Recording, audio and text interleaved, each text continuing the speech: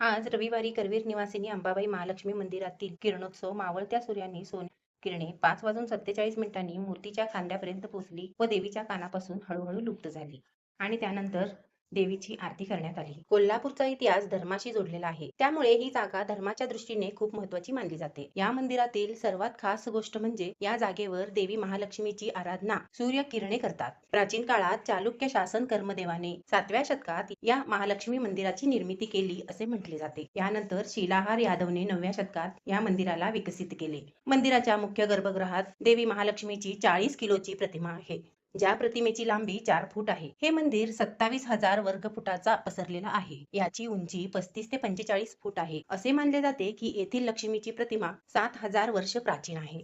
हे मंदिर सुवर्णतेसोबत आपल्या एका परंपरेसाठी देखील प्रसिद्ध आहे. या मंदिरात अंबा माताच्या मूर्तीवर सूर्यकिरणे पडतात.